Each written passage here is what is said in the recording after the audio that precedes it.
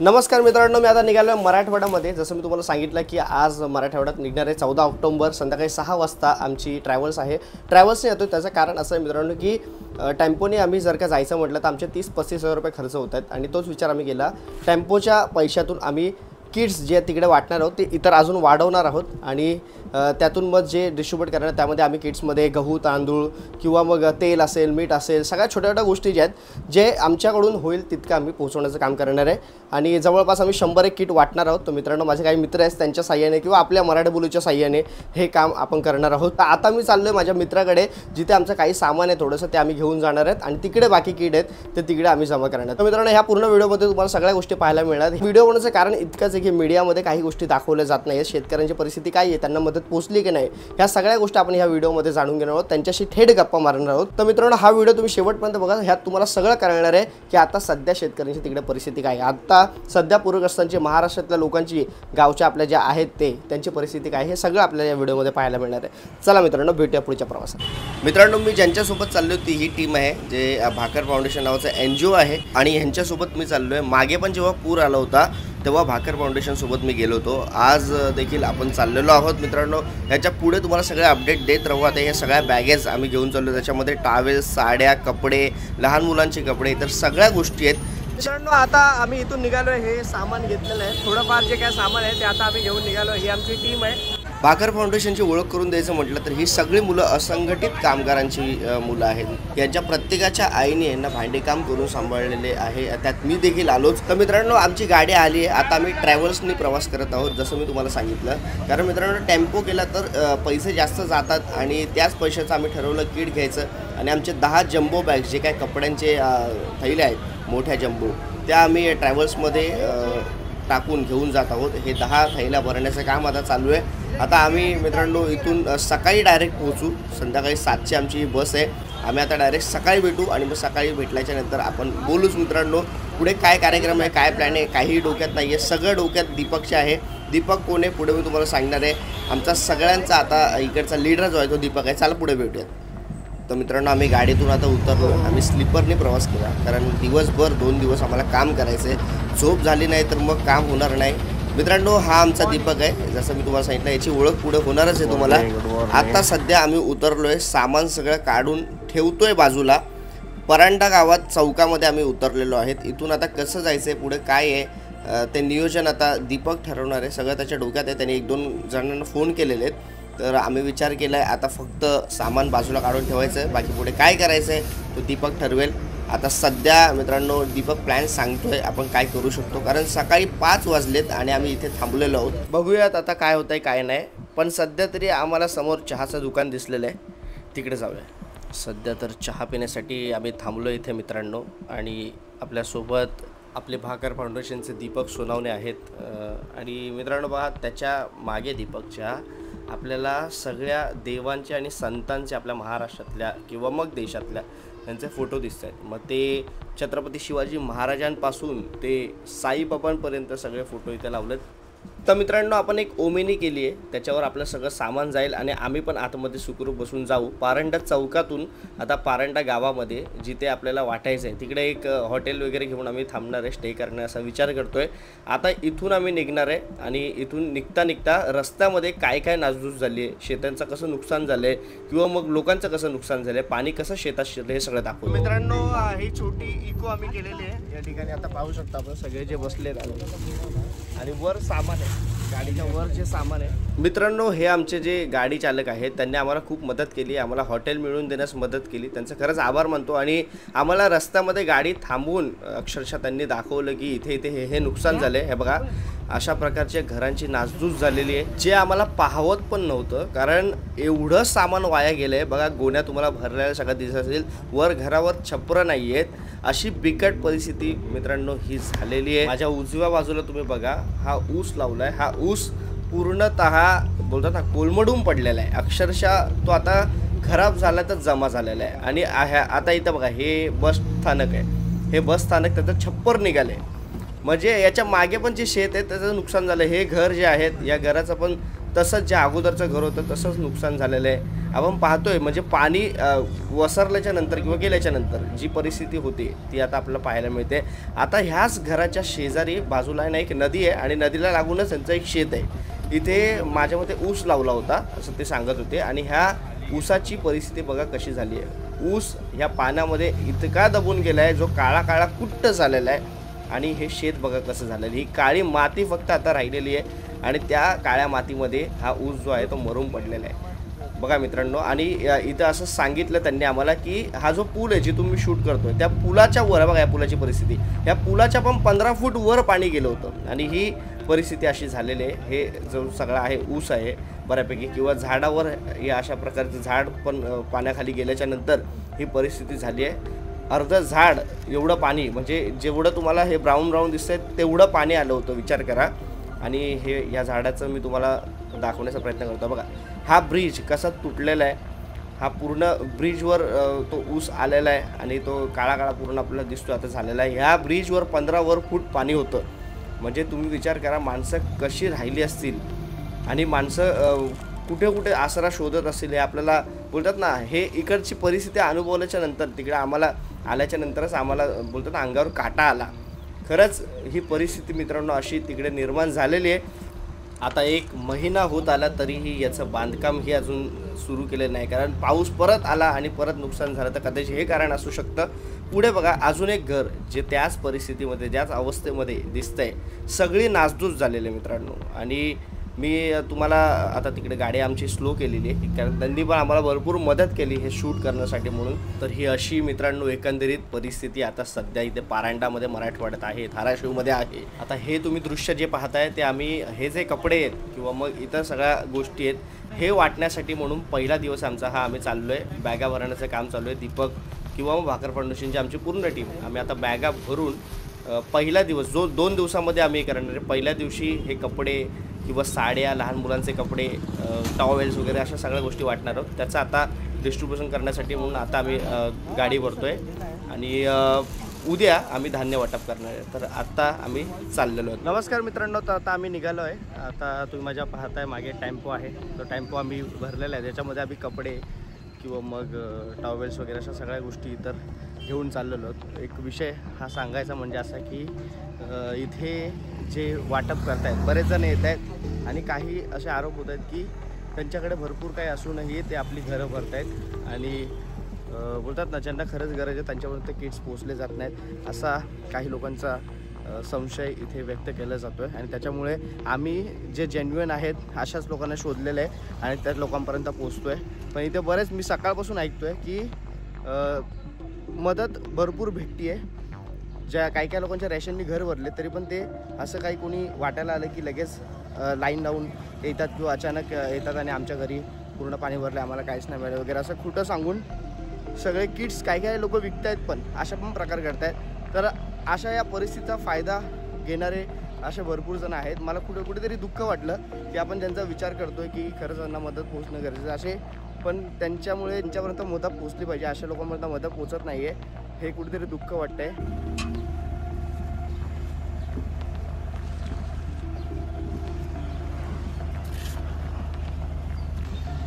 तर मित्रांनो जसं तुम्ही पाहिलं आता आम्ही सामान घेऊन निघालो आहे. तर मित्रांनो आता आम्ही सामान घेऊन निघालो आहे आणि इथे गावात आल्याच्या नंतर आम्हाला भरपूर काही गोष्टी ऐकायला मिळाल्या जी की लोकांपर्यंत अन्नधान्य पोहोचलं जात नाही. ज्या लोकांना गरज नाही ते लोकही लाईन लावून आपापले किट घेत आहेत आणि घरं भरतात असं देखील आपल्याला ऐकायला मिळालं आहे. त्याच्याबद्दल काय वाटतं, काय सांगशील? त्याबद्दल बोलायचं गेलं तर हे चुकीचं आहे. त्यांनी नाही घेतलं पाहिजे. ज्यांना गरज आहे त्यांनी घ्यावे, असं सगळ्यांनी येऊ नये. काय सांगशील? वाटप करण्याचं देण्याऐवजी पहिलं बघायला पाहिजे की कोणी घेतलं आहे ऑलरेडी आणि कोणी नाही. पण मग आपण सकाळपासून ऐकतोय की बरेच जण जे आहेत ज्यांचं नुकसान नाही झालंय ते पण येत आहेत, मदत घेत आहेत आणि असे जे काय टेम्पो वगैरे दिसतो आपल्याला तर मग तिकडे रांग करतायत, गोंधळ करतायत आणि मग ज्यांना खरंच गरज आहे ते बाहेर येत नाहीत. जे भरपूर आतमध्ये गावामध्ये राहतात त्यांच्यावर तर मदत पोचत नाही. काय सांगशील? पोचले पाहिजे, पण आता इथे कसं झालं, आम्ही सकाळी आलो तर तिथे एक काका भेटले आम्हाला. ते बोलले जेवढं तुम्ही आतमध्ये जाऊन देऊ शकता तेवढं चांगलं आहे, जिथे जास्त नुकसान झाली तिथे. कारण कसं होतंय जे नवीन लोक असतात त्यांना माहित नसतं नक्की कोणाला द्यायचंय आणि मग एखादा पटकन टॉवेल का रे तर आता आपण काय काय तर दीपक आपण काय काय घेऊन चाललोय? खरं तर गोरेगाव आणि महाराष्ट्रातल्या मुंबईतल्या बऱ्याच लोकांनी आपल्याला मदत केली आहे. आत्ता सध्या आपण घेऊन चाललो आहोत. आजच्या दिवशी पहिल्या दिवशी मोठ्या प्रमाणात ब्लँकेट आहेत, महिलांसाठी साड्या आहेत, मुलींसाठी महिलांसाठी ड्रेस आहेत, कुर्तीज आहेत, लहान मुलांसाठी विशेष मुलगी आणि मुली दोघांसाठी खूप सारे कपडे आहेत आणि ज्यांचं घराचं छप्परच पूर्ण गेलं आहे तर त्यांच्यासाठी ताडपत्री आपण घेतलेली आहे, टॉवेल्स आहेत आणि इतर ज्या घरात लागणाऱ्या छोट्या मोठ्या वस्तू आहेत कपड्याच्या अनुषंगाने. तर आज आपण कपड्याच्या अनुषंगाने ते सगळं वाटप करतो आहे आणि उद्या आपण जीवनावश्यक वस्तू वाटप करणार आहोत. तर अशा प्रकारे मित्रांनो हे सगळ्या गोष्टी जसं दीपकने सांगितलं त्यात आम्ही घेऊन जेव्हा नवीन कोणीतरी येतं त्यांना कळत नसतं नक्की सामान कोणाला द्यायचं आहे, कसं डिस्ट्रीब्यूट करायचं आहे आणि मग एखाद्या गावातला कोणी असा व्यक्ती येतो आणि जो सांगतो की इथे मदत पोचली नाही, मग दुसरा सांगतो नाही इथे नाही पोचली. तर आम्ही तिथे कन्फ्यूज झालो की नक्की कुठे मदत द्यायची, यासाठी थोडा गोंधळ झाला. पण जसं दीपकने सांगितलं ते दादा आम्हाला भेटले आणि त्यांनी खरंच म्हणजे बोलतात ना ज्यांना गरज आहे अशी नावं आम्हाला दिलीत. त्यांच्यापर्यंत आता आम्ही त्यांच्या घरी जाऊन किंवा मग त्यांच्या गावात जाऊन पोहोचवण्याची मदत ही प्रयत्न करत राहणार आहे. मित्रांनो एवढंच सांगेल, ह्या अशा पण गोष्टींचा लोक फायदा घेतात. ज्यांना खरंच गरज आहे त्यांच्यावर तर घरं पोचत नाही कारण ते भरपूर आतमध्ये गावात राहतात आणि आम्ही ठरवलं आता जेवढं होईल तेवढं आत गावात जायचं म्हणून आता हा टेम्पो केलेला आहे आणि आम्ही सगळे आता निघालेलो आहोत. मित्रांनो गावात आल्यावर जी परिस्थिती आम्ही अनुभवली ती मी तुम्हाला सांगितली. बरं तर आता आम्ही अशा एका गावात आता सध्या पहिल्या स्पॉटवर आलेलो आहे जिथे बऱ्यापैकी हँडिकॅप लोकांना आम्ही मदत करण्याचा प्रयत्न केला आणि मग इतर लोकांसाठी मदत दिली. गावात माणसांना चादर असतील किंवा टॉवेल असतील अशा गोष्टी देण्यात आल्या. तसंच लहान मुलांसाठी नवीन कपडे हे वाटप करण्यात आले. आम्हाला कपड्यांसाठी पण एक स्पॉन्सर होते आणि त्यांनी कपडे दिले, त्यांचंही आम्ही आभार मानतो कारण लहान मुलांसाठी खूप मस्त मस्त कपडे होते. मग ते लहान मुलं असतील किंवा लहान मुले असतील यांच्यासाठीचे हे कपडे होते आणि ते कपडे घेत असताना त्या मुलांच्या चेहऱ्यावरचा एक आनंद होता मित्रांनो, तो अतिशय सुखद असा होता. अशा प्रकारे आम्ही मित्रांनो बऱ्यापैकी लोकांना इथे मदत पोहोचवली कारण आम्ही इथे काउंटिंग केलं नाही आणि जे जे देता येईल जसे जसे लोक होते तसे आम्ही मदत पोहोचवण्याचा प्रयत्न केला. आम्ही आता दुसऱ्या गावासाठी मदत घेऊन निघालो होतो मित्रांनो. गाडीवर दीपक आणि तो जो दादा होता तो आमच्यासोबत आणि असंच जाता जाता रस्त्यात आम्हाला अशी झाडं दिसत होती ज्याचं नुकसान झालं आहे. बरं आम्ही आता दुसऱ्या गावामध्ये आलो आहे, तिथे मदत पोहोचवण्यासाठी परत आपले टॉवेल्स असतील किंवा आपल्या चादरी असतील अशा प्रकारचं वाटप हे करण्यात आलं. प्रत्येक बाई असेल किंवा मग पुरुष असेल किंवा लहान मुलं असतील ह्या सगळ्यांना आम्ही सगळं हे जे कपडे आहेत ते देण्याचा प्रयत्न केला. पुढे मित्रांनो आम्हाला एक असं गाव लागणार होतं ज्याचा मी कधीच विचार केला नव्हता. तुम्हाला बघूनच कळत असेल ही जमीन बघा कशी झाली आहे. पूर्ण जमीन जी आहे फाटलेली आहे आणि माझ्या आजूबाजूला चहूकडं चारही बाजूला अशीच जागा आहे. ही पूर्ण जमीन बघा आणि आम्ही इथे राहणाऱ्या ज्या आदिवासी लोक होते तिकडचे आदिवासी समाजाची लोक जी होती त्यांना आम्ही मदत पोहोचवण्यासाठी म्हणून तिकडे आलो. तिकडे मग ताडपत्री असेल किंवा त्यांच्या घरातलं पूर्ण छप्पर घरावरचं उडालं होतं. ताडपत्री असेल किंवा मग कपडे असेल हे सगळे आम्ही त्यांना देण्याचा प्रयत्न केला. आम्ही ज्या ज्या गावात मदत केली त्यातलं हे एक गाव ज्याचं आम्हाला समाधान वाटलं की आम्ही इथे मदत पोहोचवली कारण हे बघा तुम्ही आजूबाजूला पूर्ण ढगाळ वातावरण आणि हे जे जिथे राहत होते ती जमीन बघा कशी होती. बाकी लोक काय करतात आतमध्ये यांच्यापर्यंत पोहोचत नाहीत, आम्हाला ह्यांच्यापर्यंत पोहोचता आलं यात आम्ही समाधान मानलं. नाही तर बाहेर लोक येऊन फक्त आपलं अन्नधान्य किंवा मग इतर कपडे वाटून निघून जायचे, पण आम्ही यांच्यापर्यंत पोहोचलो याचं समाधान आहे. तिथून वाटून झाल्याच्या नंतर मित्रांनो आम्ही परत एका अशा गावात गेलो जिथे ही पूरग्रस्त परिस्थिती होती आणि तिथेही मग एकल महिला ज्या होत्या त्यांना आम्ही कपडे, साड्या, चादरी इतर सगळ्या गोष्टी दिल्या.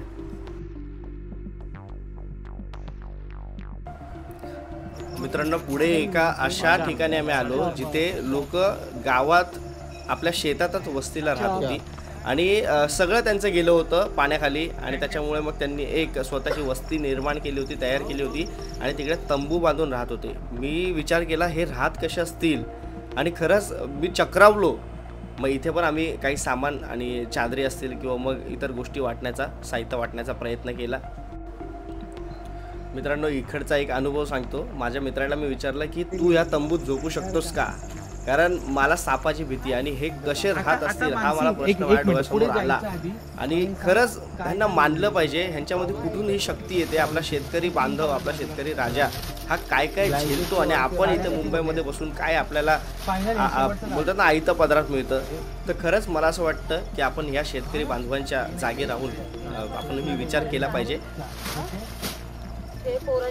आमच्याकडे सगळं मोजून सामान आम्ही आणलं होतं आणि इथे आम्ही अचानक आलो, त्याच्यामुळे दीपकने असं सांगितलं जितकं होईल तितके आपण इथे देऊयात, कारण त्यांना खरंच गरज आहे. आणि त्याच्यामुळे जितकं होईल तितकं आम्ही दिलं आणि आम्ही निघालो मग तिकडे. मित्रांनो, आता आम्ही शेवटच्या गावी आलो आहे. उद्या आम्ही अजून दुसरे गाव करणार आहे, पण आता चादर किंवा मग इतर गोष्टी देण्याचा शेवटचा हे गाव आहे. ह्या गावात सगळ्यात जास्त पाणी भरलं असं सांगितलं आणि इथं कीर्तन चालू आहे. पाहू शकतो, तुम्हाला दाखवतो मी.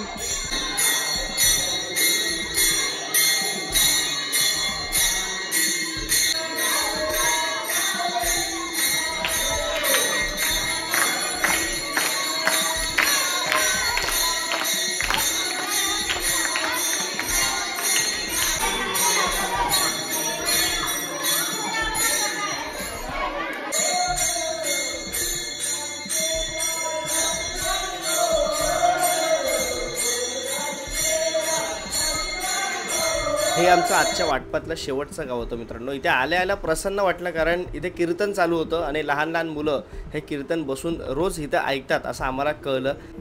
आणि काही लोकांकडून असं देखील कळलं की ह्या गावात सगळ्यात जास्त पाणी शिरलं होतं, घुसलं होतं आणि त्याच्यामुळे मग आम्ही इथे आलो होतो आणि शेवटी जे काही राहिलं होतं सगळं आम्ही इथे वाटून टाकलं.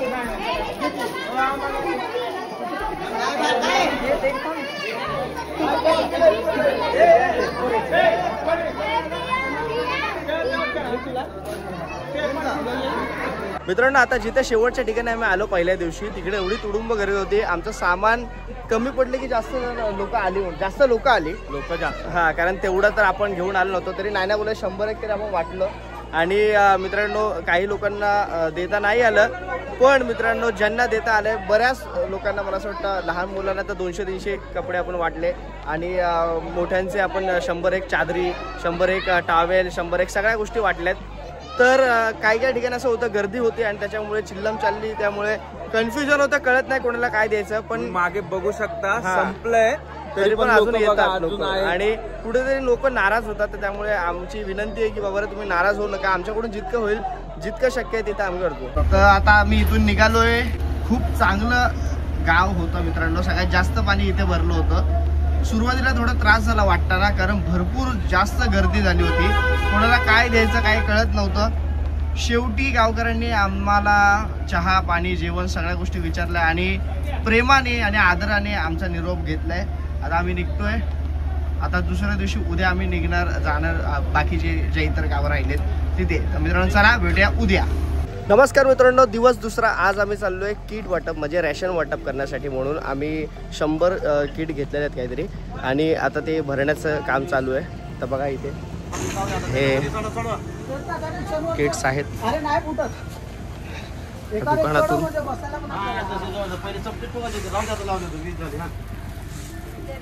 दीपक, काय आजचं नियोजन आहे? आज परांडा तालुक्यातील जे 4 गावं आहेत ती आपण आयडेंटिफाय केलेत की जे पूरग्रस्त आहे, ज्यांच्या पूर्ण घर पाण्यात गेलं होतं. आणि काही एक गाव असं आहे की जे आपत्तीचे बळी आहेत, पाणी गेलं नाही आहे पण त्यांचा संपूर्ण व्यवसाय, त्यांच्या शेती ही पाण्यात गेली होती आणि ती शासनाच्या यादीत येत नाही अशी गावं. त्यातलं एक गाव आहे, तर ते गाव पण आम्ही आयडेंटिफाय केलं आहे की जेणेकरून त्यांना प्रत्यक्ष नाही पण अप्रत्यक्षरित्या पुराचा फटका बसलेला आहे आणि ज्याचा रोजगार इतर लोकांवर अवलंबून आहे आणि ते संपूर्ण गावात असते. तो संपूर्ण परिसर पाण्यात असल्यामुळे त्यांच्या रोजगारावर परिणाम झाले आणि त्यांच्या शेती गावापासून दूर आहे पण ती पाण्यात गेली आणि नष्ट झाले. तर अशा लोकांना पण सुद्धा आपण राशन देणार. तर मित्रांनो, आता सगळे जे रॅशन आहे ते भरलं. आता गव्हाच्या पोत्या ज्या आहेत त्या 5-5 किलोच्या त्या भरण्याचं काम चालू आहे, ते बघूया. अजून एक 2-4 मार, 5-6 मार. मित्रांनो, भाकर फाउंडेशन दरवेळेला जेव्हा आपत्कालीन परिस्थिती अशी कुठे महाराष्ट्रभर कुठेही आली तर जात असते, त्यांच्याबरोबर मी जात असतो. हे आम्ही सगळं भरून घेतलं आता टेम्पो आणि आता आम्ही एका गावात आलो, पहिल्या गावात जिथे धान्याचे डिस्ट्रीब्युशन चालू आहे. बघताय तुम्ही सगळ्या एकल महिला असतील त्यांच्यापर्यंत जास्त आम्ही धान्य पोहोचवण्याचा प्रयत्न केला. कारण मित्रांनो, समाजातील वंचितातला वंचित घटक म्हणजेच आपल्या एकल महिला असतात, ज्या विधवा महिला असतात, ज्यांना कोणी नसतं, ज्यांना आधार नसतो. मित्रांनो, आता आम्ही आलो लव गावामध्ये आणि इथं असं सांगतायत, हा जो पिलर दिसतो घराचा, हा पिलर, तिथे पिलरच्या मध्ये काळी रेख दिसते तुम्हाला, तिथपर्यंत पाणी आलं होतं. ते हा काळा आणि हा काळा पिलर, केवढं पाणी आलं हे पिलर पर्यंत एवढं. म्हणजे आज जे उभे आहेत हा काय दिसतंय का?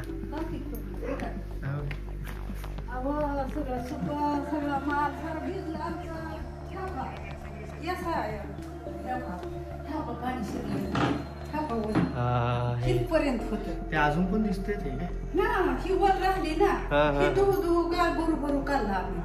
बरोबर.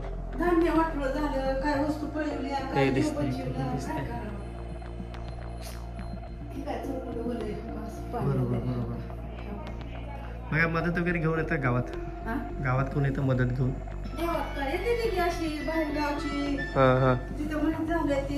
ते माहीत झालं ते. लाईटी तुटलेल्या होत्या, घरात पाणी, लेकरं वाचली. बरोबर. नो, त्या आजीने पण सांगितलं अशी परिस्थिती होती सगळी. बघा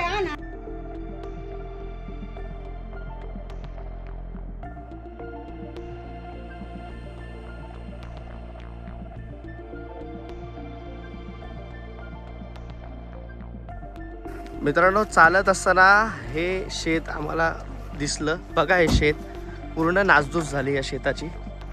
आणि पूर्ण हे कॅमेरा कसे असं मला माहीत नाही, पण आम्ही जे बघतोय. काय सांगशील दीपक? वाघेगव्हाण या गावात आपण चाललो आहोत आणि वाघेगव्हाणमधलं खूप हे परांडा तालुक्यात येतं. मोठ्या प्रमाणात ह्याचं नुकसान झालेलं आहे आणि जाताना आपल्या लक्षात येते की कशा पद्धतीने ऊसाची आणि पूर्ण शेताची नासडी झाली आहे आणि आता हे सगळं पाण्यात गेलं आहे. एक दोन गोष्ट लक्षात घेणं गरजेची, जिथे इथे आल्याच्या नंतर आमच्या लक्षात आलं आहे की काहींच्या घरांमध्ये पाणी गेलेलं नाही आहे. त्यांची घरं गावात असल्यामुळे ते सेफ होती, पण त्यांचं शेतीचं मोठ्या प्रमाणात नुकसान झालेलं आहे. त्यामुळे त्यांच्याकडे बघताना ते पूरग्रस्त नाही म्हणून अशी काही भावना पण ठेवणारी लोक आहेत. अरे ह्यांच्या घरात पाणी गेलं नाही म्हणजे हे पूरग्रस्त नाही, पण तसं नाही. त्यांचं शेतसुद्धा त्यांचं घरच असतं, कारण ते गावाच्या बाहेर जरी असलं किंवा लांब जरी असलं तरी ते घरच असतं आणि त्यांचं हे नुकसान झालेलं आहे आणि हे भरून निघणार नाही, पण आपण मदत करावी. मित्रांनो, आता याच्या पुढच्या एका गावात असं चाललेलो आहे जिथे IBN लोकमतवर एका मुलीचा व्हिडिओ व्हायरल झाला होता रडताना, जेव्हा नुकसान झालं होतं. त्या मुलीच्या गावात आपण आलोय. ती ही जी मुलगी आहे, तुम्हाला माहित असेल तर. हॅलो, वाईट आहे. आम्ही सगळे भाकर फाउंडेशनचे, मी ॲडव्होकेट दीपक सोनावणे आणि आम्ही अशाच विधवा परित्यक्त्या एकल महिला, तृतीयपंथी, लहान मुलं ह्या सगळ्यांसोबत आम्ही काम करतो.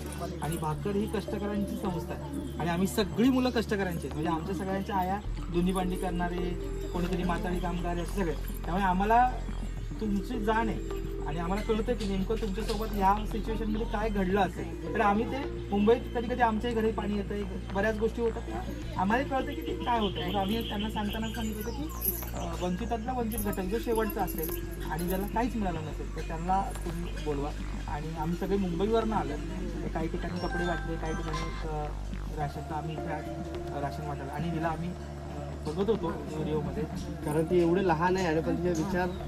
त्या मुलीची मित्रांनो भरपूर तारीफ आम्ही केली आणि तिला स्वतः आम्ही बोलवलं आणि सांगितलं की तुझ्या हाताने तू तुझ्या गावातल्या लोकांसाठी किट वाटप कर. म्हणजे मित्रांनो, एक गावातल्या लोकांनी पण तिचा आदर्श घेणं गरजेचं आहे. ह्यासाठी म्हणून आम्ही तिला पुढे बोलावलं आणि तिच्या हस्ते आम्ही 2-3 किट वाटले. ह्या मुलीचा मित्रांनो खरंच गावातल्या लोकांनी आदर्श घेणं गरजेचं होतं असं मला वाटत होतं आणि दीपकलाही वाटत होतं. आणि त्याच्यामुळे आम्ही तिच्या हस्ते किट वाटप केल्यानंतर तिची मुलाखत घ्यायची म्हणून मी. मित्रांनो, आता आपण आलेलो आहेत परांडा तालुक्यातील वाघेगव्हाण गावामध्ये. ही जी चिमुकली आहे, आपण पाहिलं होतं तिचा व्हिडिओ IBN लोकमतमध्ये विलास बडे यांनी जी मुलाखत तिची घेतली होती आणि या मुलीची तेव्हा अश्रू जे होते ते आपण पाहिलं होतं, अनावर झाले होते. आणि तिने एक जो शब्द बोलली होती की तुला काय पाहिजे, तेव्हा तिला विचारलं तू काय बोलली होतीस, मला जीव पाहिजे. तर आता त्याच्यानंतर तो दिवस आणि आत्ताचा हा दिवस, काय काय मदत गावामध्ये येते ते तुझ्यापर्यंत पोहोचते का? तुला आतापर्यंत कोणी कोणी मदत केली किंवा काय? लय जणांनी मदत केली. असे अन्नधान्य दिलं, काय असं रगा बेडशीट असं ते काय असेल ते सगळं दिलं. मग आता इथे किट्स वगैरे असे वाटायला येतात, तसे बरेच जण येतात का इथे किट वाटायला? मग तिथे तुला काय मिळतं किंवा काय लोक तुला विचारतात असं काय वाटतं तेव्हा, आणि आताची परिस्थिती काय आहे तुझी? आता जरा बरी झाली परिस्थिती, नाही तर लोक आधी असं किट आलं का नाही वजा करायचं, असं सर्वजण असं सोबत आली का नाही किट वाटायला हां ती बरं वाटतं. हां. मग तू एक बोलतात ना की आता किती बोललेस तू? 6वीला आहे. मग तुझ्यामध्ये ती बोलण्याची हिंमत आणि ताकद कशी? याच्या आधी कधी बोललीस तू कोणाबरोबर, की पहिल्यांदा जेव्हा कॅमेरा समोर आला तेव्हा तू बोललीस? याच्या आधी कशी कॅमेरा समोर बोलली होतीस? आता मग तुला सगळेजण बोलवतात, तुझ्याशी गप्पा मारतात, आधी असं तुझ्या आयुष्यात होतं का? नव्हतं काय सुद्धा, असं गप्पा मारी काय सुद्धा नव्हतं. कायच नाही. मग ती तुझी लाईफ आणि आताची लाईफ काय डिफरन्स वाटतंय? काय तू लोकांना काय सांगशील तू? आताचा मागचा फरक आणि आताचा फरक जास्त असा बराचसा आहे. आता लोक बोलायला लागली, मदत करायला लागली, त्याबद्दल सगळ्यांचं धन्यवाद मानतो. गावामध्ये सगळ्यांना मदत पोचते बरोबर? हो, सगळ्यांना मदत पोचते. सरकारकडून काय मदत मिळाली का? नाही अजून.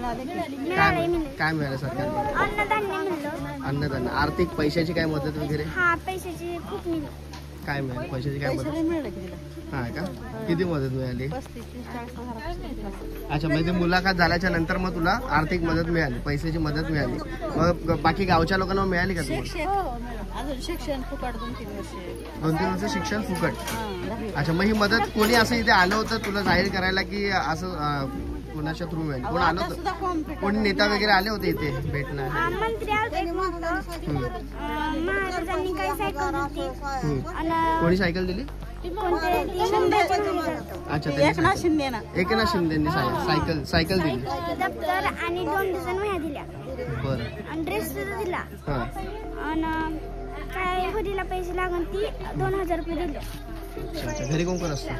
घरी मम्मी पप्पा आणि मी, माझे भाऊ आणि माझी बहीण आणि आजी आजोबा. कुठे घर तुझं? खालीच येतो. बोटीचं काय बोलत होते मगापासून ऐकते? मासे टाकायची बोटी अशी पाण्यात 2 बोटी होत्या तुमच्या? हा, एक आहे, एक आणली इकडे घरी हळू उभा केली, ती तर थांबली पण मोठी गिरी ना. अरे देवा. आता मग तुम्हाला ती गावाला पूर्ण परिस्थिती सगळ्यांची आता बिकट झाली, तर तुम्हाला थोडा वेळ लागेल रिकवर होण्यासाठी म्हणून, आहे ना? ठीक आहे. बाकी आता काय मदत मिळाली भाकर फाउंडेशन कडून? असं काय डाळ ही तेल कोलगेट धान्य ही दिलं, त्याबद्दल तुमच्या मनापासून धन्यवाद मानतो. ठीक आहे. तर मित्रांनो, आता शेवटचं किट जे आहे ते वाटप आता आम्ही करतोय. दुसऱ्या दिवसाचं शेवटचं किट 4 गावांमध्ये वाटप झालंय. आता हे शेवटचं जे किट आहे ते वाटूयात. अशा पद्धतीचं रेष असते, ती मारली जाते. म्हणजे हे बघा, ही एवढी ही जी रेष वाईट दिसते, तेवढं पाणी आलं होतं अशी ती माहितीसाठी. तर मित्रांनो, शेवटचं आम्ही ज्या गावात किट वाटलं ते म्हणजे आमच्यासोबत आम्हाला मदत करणारे कोरो इंडियाचे अनिताताई नवले आणि त्यांचे पुत्र विशालदादा नवले. जे विशालदादा आमच्यासोबत 2 दिवस आमच्यासोबत होते. सगळं कसं वाटायचं, कुठलं गाव आणि या सगळ्या गोष्टींचं मार्गदर्शन आम्हाला त्यांनी केलं. मित्रांनो, पूरग्रस्तांना मदत केल्याच्या नंतर इथे परांडामध्ये एक किल्ला आहे. हा किल्ला पाहण्यासाठी पुन्हा आम्ही आज आलेलो आहे. आतमध्ये जाऊन हा किल्ला पाहतो, थोडंफार तुम्हाला दाखवतो. चला मित्रांनो, हा किल्ला कधी स्वराज्यात नव्हता, पण आपल्या छत्रपती शिवाजी महाराज यांचे वडील शहाजीराजे भोसले यांच्याकडे 1629 ते 1632 दरम्यान हा किल्ला होता. आणि 1630 साली आपल्या छत्रपतींचा जन्म झाला आणि तेव्हा ह्या किल्ल्यावरच आपले जिजाबाई होते, शहाजीराजे होते. आणि इथे कदाचित छत्रपतींचा जन्म झाला असता, पण सुरक्षितेच्या दृष्टीने जिजाबाईंना शिवनेरीला हलवण्यात आलं आणि शिवनेरीला छत्रपती शिवाजी महाराजांचा जन्म झाला. नाहीतर इतिहास असा असता की महाराजांचा जन्म ह्या किल्ल्यावर झाला असता. त्यामुळे मित्रांनो, म्हणून आम्ही ह्या किल्ल्यावर आलो होतो. ह्या किल्ल्यावर एक मस्जिद आहे आणि एक शंकराचं मंदिर देखील आहे. बाकी जुन्या तोफा आहेत आणि एकमेव हा किल्ला आहे ज्याचे अवशेष पूर्णतः जिवंत आहेत, कारण इथे कधीच युद्ध झालं नाही. त्यामुळे मित्रांनो, जे जुन्या काळची दगडं होती, काय स्ट्रक्चर होतं, काय बांधकाम होतं, हे पाहण्यासाठी म्हणून आम्ही इथे आलो होतो. आता आम्ही घरी चाललेलो आहे मित्रांनो. 2 दिवसाचा मराठवाड्याचा दौरा झाला. पहिल्या दिवशी आम्ही काही कपडे, सामान, साड्या, लहान मुलांचे कपडे वगैरे अशा गोष्टी वाटल्या. दुसऱ्या दिवशी अन्नधान्य वाटले, किट वाटले आणि मग शेवटी आम्ही शहाजीराजे यांच्याकडे होता तो किल्ला. 1629 साली 1629 ते 1632 पर्यंत शहाजीराजे यांच्याकडे होता आणि शिवाजी महाराजांचा जन्मही त्या किल्ल्यावर झाला असता, पण काही सुरक्षेच्या दृष्टिकोनातून आपल्या जिजाबाईंना तिथून शिफ्ट करून शिवनेरी किल्ल्यावर नेण्यात आलं, नाही तर महाराजांचा जन्म त्याच किल्ल्यावर झाला असता. बाकी मित्रांनो आता आम्ही चाललेलो आहोत. तुम्हाला कसा वाटला व्हिडिओ हे मला कमेंटमध्ये नक्की सांगा आणि असेच सामाजिक कार्य हे व्हिडिओजद्वारे मी तुमच्यापर्यंत घेऊन येऊ का हे पण मला कमेंटमध्ये सांगा. तुर्तास थांबतो मित्रांनो. जय हिंद, जय महाराष्ट्र. आता आम्ही चाललो आहे घरी.